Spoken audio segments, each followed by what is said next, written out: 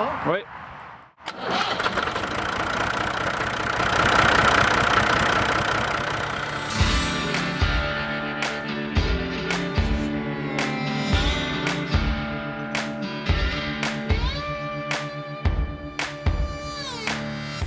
Bonjour à tous et à toutes et bienvenue à La Voix agricole. Cette semaine, nous nous retrouvons du côté de l'île d'Orléans pour parler de médecine vétérinaire, mais particulièrement chez les grands animaux, les animaux de la ferme. Pour ce faire, nous allons rencontrer Anne-Catherine Desrosiers chez la famille Pouliot et également Alexandre Sénécal pour parler moutons et agneaux à la bergerie d'Argentonnet. Sur ce, je vous souhaite une très belle émission.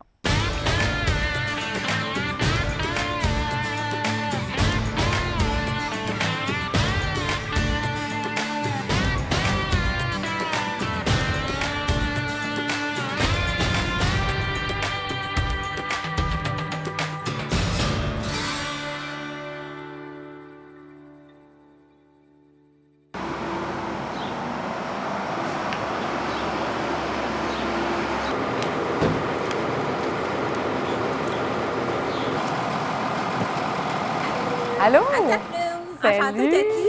Je suis venue voir qu'est-ce que tu fais comme travail. Bonjour la Parfait. famille Pouliot. Bonjour. Oui. Merci de nous accueillir dans votre ferme. Ça fait plaisir. Ferme laitière à l'île d'Orléans. Anne-Catherine, juste en commençant comme ça, qu'est-ce que tu as besoin pour faire ton travail? Bien, c'est sûr que principalement, surtout dans le cas d'une rencontre comme aujourd'hui, on va faire beaucoup plus de reproduction. Donc, on va utiliser l'échographe qu'il y a ici pour voir un peu les organites au niveau des ovaires, puis aussi s'il y a un bébé au niveau de l'utérus de nos mamans. Et pour les besoins de la cause, là, on n'a rien, mais on va pouvoir, avec cette sonde, voir à l'intérieur de notre vache, puis découvrir ce qu'elle nous cache. Oui, c'est ça, qu'est-ce qu'elle nous cache? C'est ça.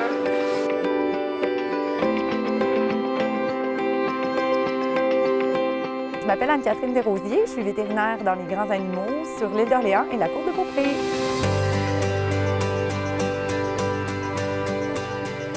Explique-moi pourquoi tu as choisi ce métier-là. Qu'est-ce qui t'a poussé à devenir médecin vétérinaire?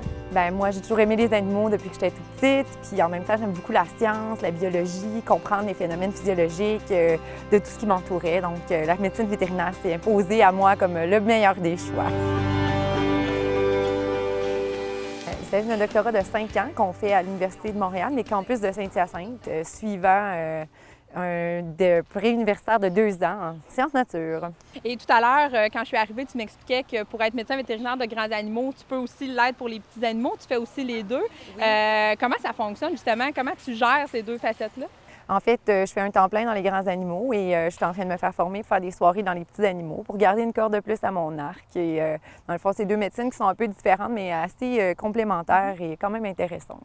Et qu'est-ce que tu trouves le plus difficile dans ton métier? Parce que, bon, tu travailles avec du vivant, ça doit pas être évident. Qu'est-ce qui est le plus difficile pour toi? C'est sûr que c'est dommage quand on donne beaucoup d'efforts et qu'on a un bon diagnostic, un bon plan de traitement, mais que ça marche tout simplement pas, considérant la condition de l'animal ou d'autres facteurs qu'on ne peut pas contrôler. Ça, c'est un peu plate.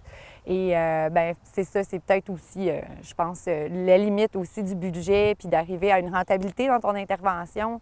C'est un peu ça qui nous limite à pousser nos moyens thérapeutiques là, à leur maximum. Mais écoute, ça fait partie de la médecine des grands animaux. C'est assez important à considérer. Et les pertes, des mortalités d'animaux, ça arrive aussi régulièrement. Tu as à dealer avec ça, si on peut dire? Effectivement, mais en fait, il faut vraiment penser de façon business. Surtout dans une production agricole, il faut penser à la rentabilité des interventions et de l'animal. Est-ce qu'elle rapporte l'argent qu'on a investi, des choses comme ça? Donc, c'est sûr qu'on se garde un peu la tête froide par rapport aux émotions, là. On donne tout ce qu'on a quand on veut, mais des fois, il faut savoir mettre la ligne et dire, OK, là, il n'y a plus de rentabilité à ce que je fais ou il n'y a plus moyen d'arriver à des résultats physiologiques qu'on aurait voulu. Puis surtout que la dernière décision, c'est le producteur, certainement, qui doit l'avoir. Fait que ça, dans le fond, toi, ton rôle, c'est de lui expliquer tout en détail, je suppose? Bien, oui, en fait, moi, c'est d'arriver avec le meilleur conseil, le meilleur plan de traitement, le pronostic aussi qui est assez important, donc la probabilité d'un retour à une fonction, soit juste être vivante ou faire du lait comme on lui demande. Donc ça, c'est vraiment notre rôle de conseiller le client, mais c'est toujours lui qui a le dernier mot à savoir jusqu'où on se rend dans nos interventions. Est-ce que ça t'est déjà arrivé une situation où tu as trouvé ça vraiment plus difficile parce que tu avais tout mis les efforts, puis finalement le producteur a pris une décision, par exemple, de laisser faire, puis l'animal, on l'a pas soigné? Ou est-ce que tu trouves ça difficile, ça, cette partie-là? Bien, en fait, non, bien, plus ou moins considérant le fait que c'est sûr que les producteurs, ils vont vraiment prendre des décisions par rapport à leur business, puis il faut quand même respecter ça. Oui, on sait qu'il y a toujours des moyens thérapeutiques qu'on pourrait pousser, mais les investissements ne vont pas toujours se justifier. Puis à ce moment-là, je peux pas dire... je vais comprendre là, beaucoup que c'est correct, c'est normal, puis c'est dans un esprit de rentabilité là, qu'il faut aussi intervenir auprès des grands animaux. Les petits, c'est différent, là. Et c'est quoi ta relation avec les producteurs agricoles? Comment tu dois interagir avec eux? Bien, en fait, on devient quand même assez proche, surtout dans mon style de pratique où je travaille seule. Mes clients, je les connais de A à Z. Je fais aussi leur reproduction, mais leur cas clinique. Donc, j'ai toujours un œil global sur tous leurs problèmes ou leurs situations. Donc, on devient vraiment un rôle de conseiller. On les aide à résoudre différents types de problèmes, que ce soit préventif ou curatif. Donc, c'est peut-être un bon conseiller proche. Ouais. Ah, on a-tu un petit bébé? Eh oui, effectivement, on voit sa tête. Donc, il y a une tête, c'est une Il y a une fille. tête, c'est bon. Non, mais en fait, on regarde surtout ici au niveau de l'implantation de ton cordon ombilical. Bon, on a elle a combien de temps de fête, elle? À peu près 60 jours. 60 jours? J'adore que ce soit jamais la même journée à tous les jours. C'est toujours différent. On ne sait jamais, on va-tu passer en chirurgie, on va-tu faire un accouchement. C'est ce qui est le fun avec mon travail. Et comment ça fonctionne dans ta journée? C'est les producteurs qui t'appellent ou tu te rends sur place parce que tu as un horaire précis? Bien, en fait, c'est un peu des deux. Dans le fond, au courant de ma semaine, on prend des rendez-vous pour des médecines préventives, un peu comme on a fait ici. Mais à travers de ça, il y a toujours des téléphones qui se font suite à une vache qui ne mange pas, qu'on n'avait pas prévu, bien entendu, ou autre chose qui va s'intercaler dans mon horaire. Mes clients sont vraiment compréhensifs, considérant que je travaille seule. Ils comprennent un peu que je suis obligée de les déplacer, mais ils sont bien gentils. Et ça doit être aussi intéressant le fait de travailler avec les mêmes producteurs. J'imagine que tu finis par connaître le troupeau, les animaux? Exactement. Là, comme je t'expliquais, vu que je vois toutes les facettes, c'est pas comme dans une grosse équipe où certains vont faire le préventif, d'autres le curatif. Là, c'est juste moi, fait que j'ai vraiment tout le portrait. C'est sûr qu'on s'investit beaucoup plus dans ces cas-là. Mais c'est le fun. C'est aussi le fun, sinon plus.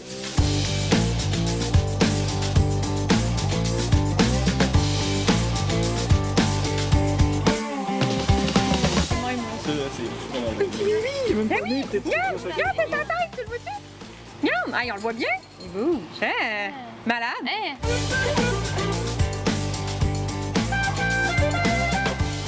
Qu'est-ce qu'on retrouve comme problèmes médicaux ici? Bien, en fait, pas tant de problèmes médicaux, mais on va faire beaucoup de reproduction. Donc, pour gérer qu'une vache ait un veau par année pour produire son lait.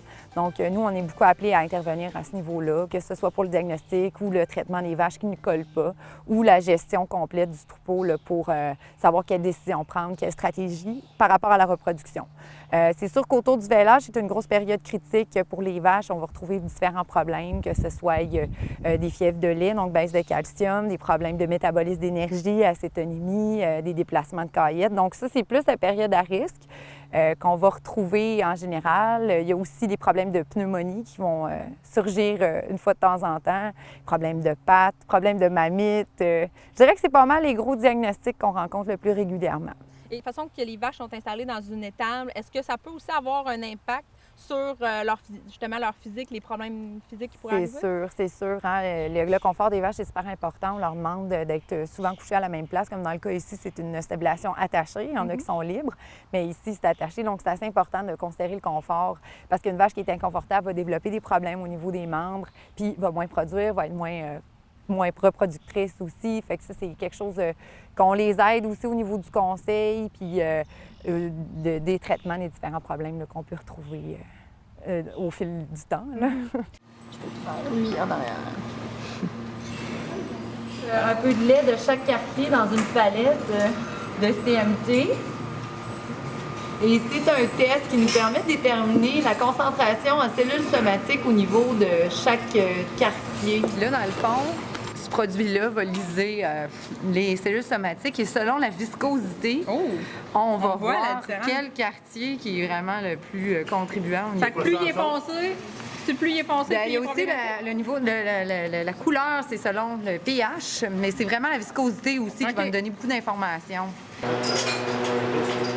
Et comment évolue la médecine vétérinaire? Bon, parce que là, bon, toi, t'es jeune, on le constate, mais comment ça évolue? Est-ce que ça va rapidement? Est-ce que les technologies font en sorte qu'on est de plus en plus, de mieux en mieux équipés pour faire ça? Bien, c'est sûr que comme par rapport aux petits animaux, il y a moins de progrès là, au niveau médicaments. Il y a moins de choses qui sortent parce que les petits animaux, eux autres, sont souvent utilisés pour le développement des médicaments humains.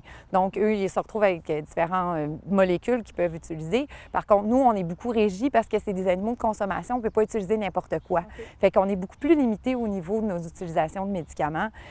Donc, ça, c'est un petit peu plus ralenti. Par contre, côté, il y a beaucoup d'effervescence au niveau de la recherche, différents groupes qui vont se concerter. Donc, on a quand même beaucoup d'informations. Mais côté chimique molécule, c'est un petit peu moins évolutif que d'autres domaines.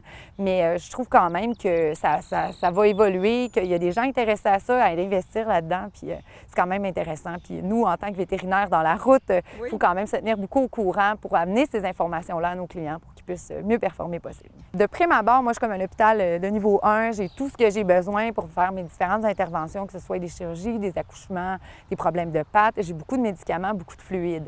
Il y a certains problèmes qui sont au-delà de ce qu'on est capable de faire sur place. Donc, eux, oui, effectivement, on peut les transporter à différents centres de référence au Québec. Mais la base, je l'ai pas mal toute avec moi. OK. Et comment ça se passe dans les urgences? Admettons, bon, tu n'es pas sur place, c'est à la clinique vétérinaire, par exemple. Ouais. Un producteur va appeler à la clinique et dire, là, ça va vraiment pas bien, j'ai besoin d'un vétérinaire. Comment ça se passe, cette étape-là des urgences? Bien, habituellement, j'essaie de prendre l'appel en constatant vraiment l'ampleur de la situation, qu'est-ce qui se passe, les petits conseils que je pourrais lui donner, peut-être en attendant que j'arrive, mais je me déplace le plus rapidement possible pour intervenir le plus rapidement possible. Okay. C'est dans les interventions rapides, dans les cas d'urgence, qui me permet d'avoir un meilleur taux de succès. En termes d'outils, j'ai toujours un kit de chirurgie complet, différents instruments qui me permettent de faire différentes chirurgies.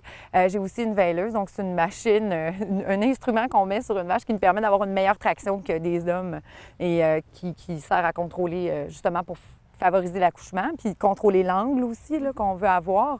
J'ai différents matériels d'obstétrique comme la veileuse, comme je t'ai dit, une barre de détorsion, un fétotome. Dans le fond, ça, c'est une machine qui nous aide à couper les fœtus à l'intérieur de la vache sans y faire mal. Fait que ça, c'est pas mal les instruments que j'ai. Le reste, c'est plus justement les médicaments et mes doigts. C'est quoi ton animal préféré à traiter? Ah, les vaches! Ouais. C'est sûr, mais j'aime beaucoup tous les animaux, en fait. C'est juste que, en matière d'expertise, j'en fais beaucoup plus, fait que c'est plus fun. OK, c'est bon. Non, mais merci beaucoup, Anne-Catherine. Hein, ça fait plaisir.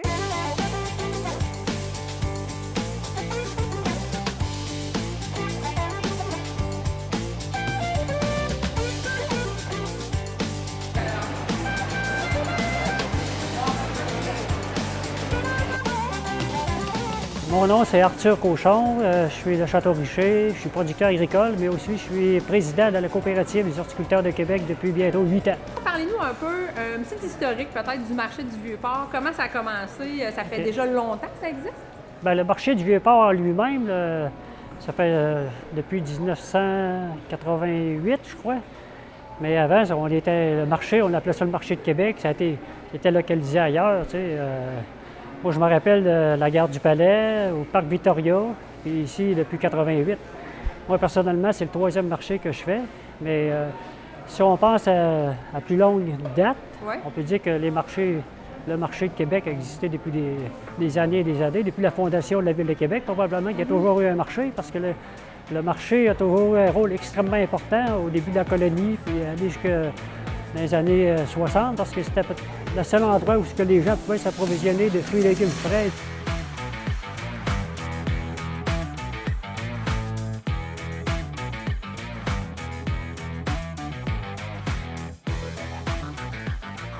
Donc, les gens qui veulent avoir une qualité de produits frais, je pense que c'est dans un marché public qu'ils peuvent le retrouver.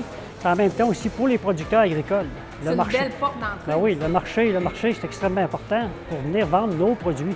Parce que ce n'est pas tous les producteurs qui vendent aux chaînes. Donc, il y a un circuit, on appelle ça le circuit court depuis quelques années.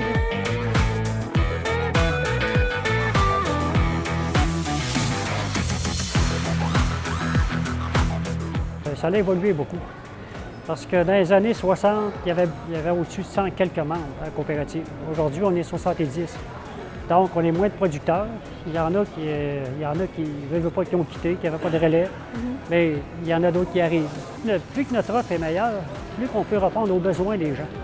Et avec les dernières années, on a vu apparaître d'autres produits qui font que là, bien, il y a un engouement plus grand. Les gens viennent découvrir ces produits-là. Puis c'est très intéressant. T'sais. Mais il reste que tu as des périodes de l'année, tu as des points forts. Comme là, l'automne, c'est les pommes, les légumes pour entreposer. L'été, les premières fraises. Le printemps, c'est la cabane à sucre, les produits de l'érable. Après, c'est les fleurs. On suit toutes les saisons. Là.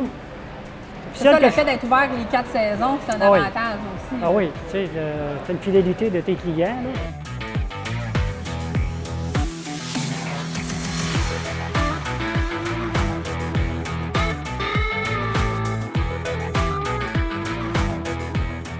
Comment vous voyez l'avenir des marchés en général? Là, on est ici au marché du Vieux-Port, mais il y en a tout plein de marchés qui voient le jour dans la région de Québec. Comment vous voyez l'avenir de ces marchés-là? Moi, je pense que l'avenir est à son meilleur à venir. T'sais. Parce qu'on l'a vu dernièrement, depuis quelques années, le nombre de marchés publics au Québec a augmenté énormément. T'sais. Et en même temps, bien, ça fait découvrir le monde agricole à la population. Là.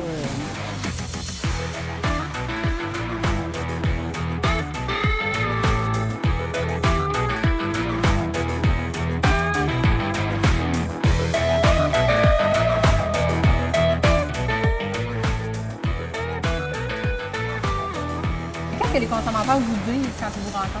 Bien, ils disent que le marché est beau. Oui? Ouais. Ils disent qu'il est beau. Ils disent que... Surtout l'automne, le mois de septembre, octobre. Là, ça a un cachet. Oui, il y a beaucoup de produits, l'abondance est là. Comme cette année, il y a eu beaucoup d'abondance.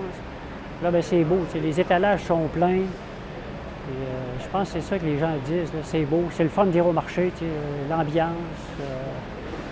Ça va créer des réflexes pour ces gens-là de revenir semaine après semaine ici. Oui, oui. Parfait. Merci beaucoup, M. Fauchon. Bienvenue, merci.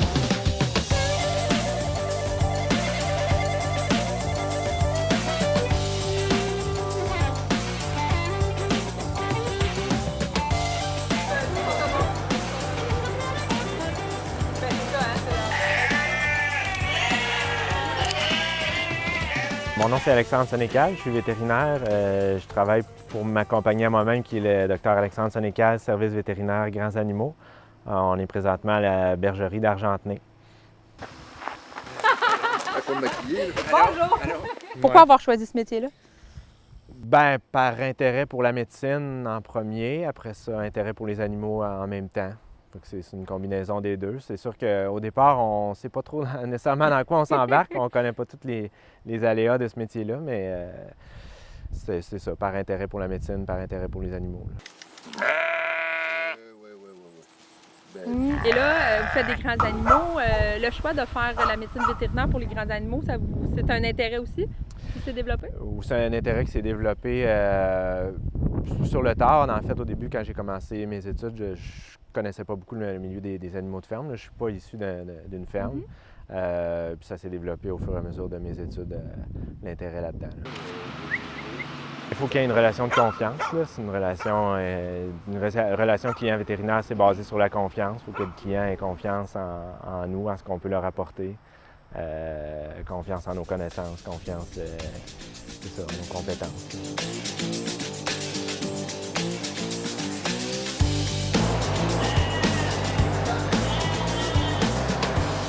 Ça ressemble à quoi une journée de travail dans votre vie, par exemple? C'est sûr que là, moi, présentement, je fais un petit peu les animaux de ferme un petit peu plus à temps partiel maintenant. Là. Fait que je fais plus des animaux de compagnie plus souvent un petit peu. Fait que, mais je vais travailler souvent dans le jour dans les animaux de compagnie. Par contre, le soir, je vais faire des gardes avec ma collègue. Là, on va se partager les soirs de garde, les fins de semaine de garde.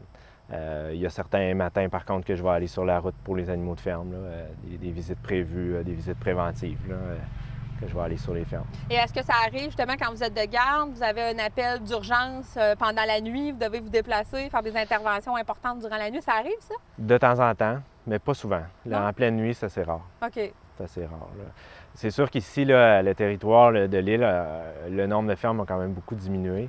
Donc, veux pas, il y a moins d'urgence par rapport à ça. Là. Quand j'ai commencé, on était 2 tout le temps, là, à être sur la route là, à plein temps, même des fois 2,5, 3. Là. Puis maintenant, c'est une personne sur la route qui suffit là, pour l'île d'Orléans et la côte de Beaupré. Là. OK.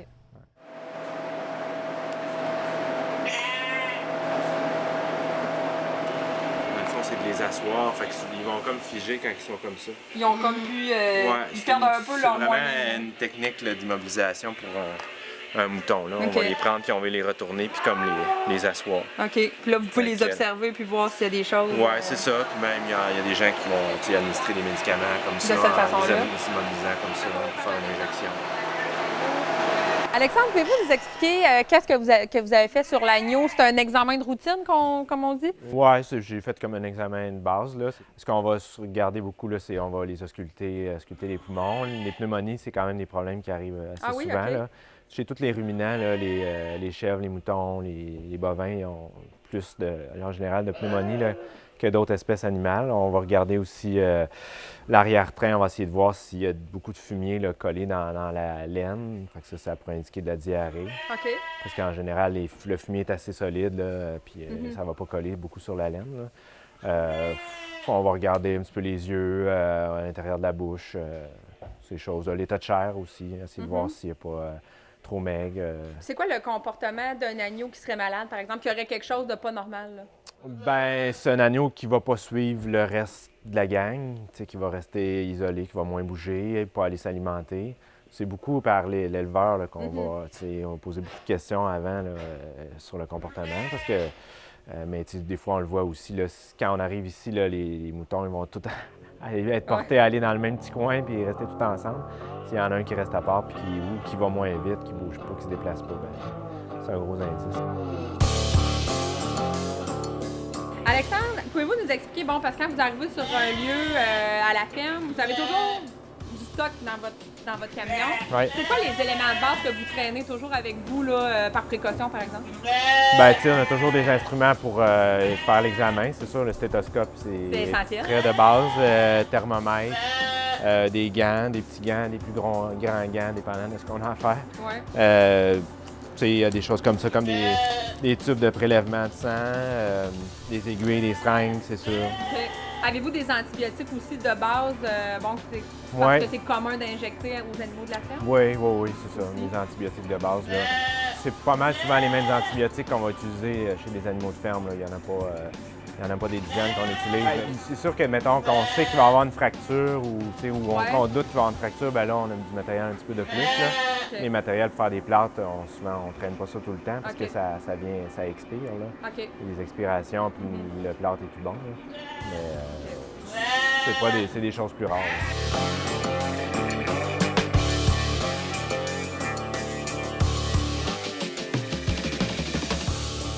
Donc, est-ce que c'est difficile en tant que vétérinaire, des fois, de devoir euthanasier des animaux, de perdre des animaux? Est-ce qu'on doit se détacher de ces situations-là? C'est sûr qu'il faut avoir un certain détachement. Dans les animaux de ferme, c'est quand même pas si fréquent que ça là, qu'on va devoir les euthanasier. Là. OK. Souvent, malheureusement, c'est le propriétaire qui va le faire lui-même. Là. La plupart le font bien, mais il y en a qui vont... De plus en plus, les gens nous le demandent, là, par contre. Là. Question aussi bien-être animal, les gens sont plus sensibilisés à ça, les producteurs sont plus sensibilisés à ça. Fait qu'on fait plus d'euthanasie qu'avant. Okay. Mais ça devient... c'est quelque chose qu'il faut accepter. C'est juste quelque chose qu'il faut accepter. Et vous, depuis que vous avez terminé vos études, vous avez quand même beaucoup d'années d'expérience. Là. Comment ça a évolué, la médecine vétérinaire? Est-ce que vous voyez la différence de quand vous avez commencé versus aujourd'hui?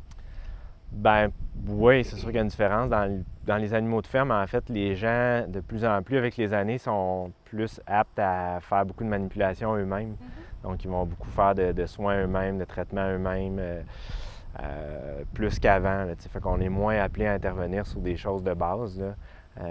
Fait que ça devient de plus en plus du conseil, puis c'est ça, puis des choses comme ça, là, comme de prévention. Là, beaucoup plus sur la prévention que sur le curatif.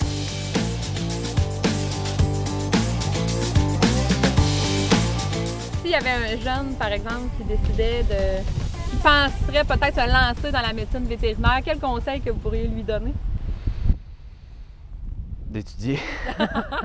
Non, mais c'est sûr que d'étudier, mais en même temps de s'ouvrir au monde, puis de s'intéresser en faisant des stages, de vraiment aller voir avant de décider, puis de s'imprégner un petit peu de ça là, avant de prendre la décision finale. Pour savoir un petit peu dans quoi on s'embarque. Oui, ça doit pas être...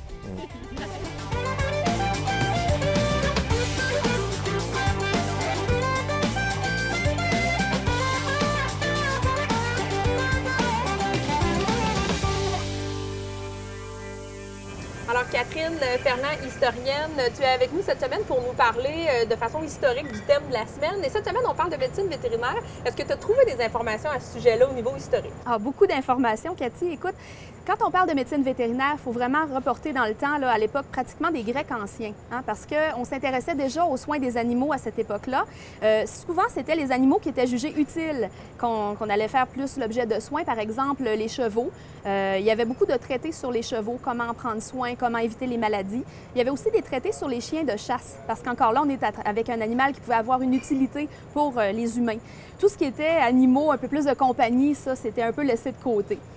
Après ça, bien, quand on rentre à l'époque médiévale, pendant un certain temps, il y a comme un certain recul au niveau de la science vétérinaire. On est plus dans les superstitions. Par contre, il va y avoir quand même quelques traités qui vont être écrits. Par exemple, ici, j'ai une belle image. Tu vois, ça date des années 1300. C'est un traité sur comment prendre soin des moutons. Et c'était vraiment comment adapter la bergerie, comment éviter les maladies, comment soigner les troupeaux. Et ça, bon, ça va donner lieu à toutes sortes d'expérimentations par la suite.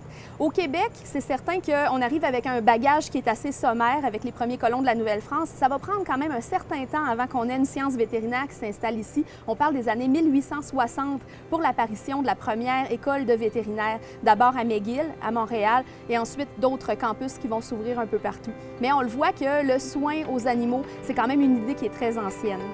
Parfait. Merci beaucoup, Catherine. Je t'en prie. Alors voilà, moi j'ai terminé mon tournage et je remercie évidemment nos deux invités de cette semaine pour nous avoir éduqués sur la médecine vétérinaire des grands animaux. Et moi, pendant ce temps-là, ben, je prends ça relax, j'observe mon animal préféré. Pourquoi c'est mon animal préféré? Ah, ça, je vous laisse deviner. Alors, on se fait sur des images la semaine prochaine. Ah.